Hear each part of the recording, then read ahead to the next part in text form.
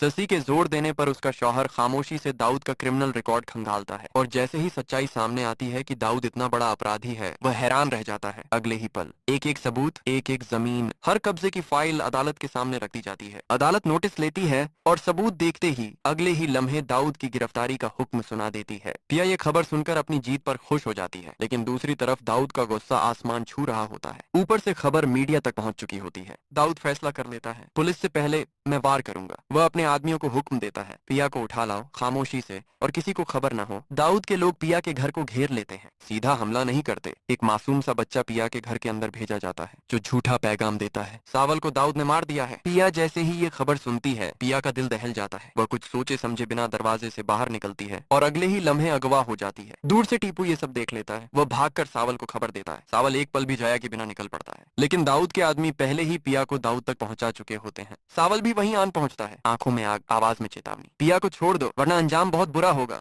दाऊद जोर से हंसता है, वाह, एक तीर से दो शिकार, एक तो खुद आया, दूसरा खुद ही जाल में आ गया। सावल मुस्कुराता है, तुम गलत हो दाऊद, मैं तीसरा शिकार भी साथ लाया हूँ। दाऊद चौंक जाता है, कौन सा तीसरा शिकार? सावल सीटी मारता है और अचानक पुलिस और मीडिया हर तरफ से सामने आ जाते हैं। दाऊद की सारी अकड़ टूट जाती है, चेहरा जर्द, जबान बंद। सावल आगे बढ़कर कहता है, तीसरा शिकार तुम थे दाऊद। तुमने सोचा था पिया को मुझसे छीन लोगे। वह मेरी मोहब्बत है और मेरे होते हुए कोई मेरी मोहब्बत नहीं छीन सका। दाऊद दांत पीसते हुए कहता है, इस बार तो बच गए, लेकिन मैं वापस आऊंगा और ऐसा सबक सिखाऊंगा जो उम्र भर याद रखोगे। लेकिन इस बार दाऊद हार चुका था और पिया पूरी तरह बच चुकी थी। दूसरी तरफ इलियार टीवी स्क्रीन पर वो मंजर देखता है जिसने उसकी दुनिया हिला दी होती है। पुलिस उसके बाप को हथकड़ियां लगाकर ले जा रही होती है। एक बड़ा क्रिमिनल, लोगों की जमीनों पर कब्जा करने वाला। इलियार का सांस रुक जाता है। उसे यकीन नहीं आता कि जिस नाम से खौफ फैलता था, आज वही नाम रुस्वा हो चुका है। वह एक पल भी जया किए बिना अपने बाप के ऑफिस की तरफ भागता है। वहां पहुंचता है तो निसार सिर पकड़कर जमीन पर बैठा रो रहा होता है, बिखरा हुआ, टूटा हुआ। निसार कांपती आवाज में कहता है, ये सब पिया की वजह से हुआ है, ये सब उनकी प्लानिंग थी और वो अपने मकसद में कामयाब हो गए। तुम्हारा बाप इस वक्त जेल में है, सारी शोहरत मिट्टी में मिल गई। इलियार कुछ करो।